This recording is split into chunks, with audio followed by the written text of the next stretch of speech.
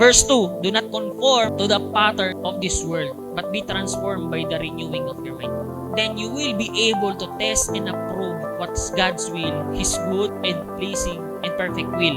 Pag binuksan natin yung isip natin sa langit, makikita natin yung will ng Lord, yung plano ng Lord kung gaano siya kabuti. Hindi lang para sa atin, para din sa mga taong nakapaligid sa atin.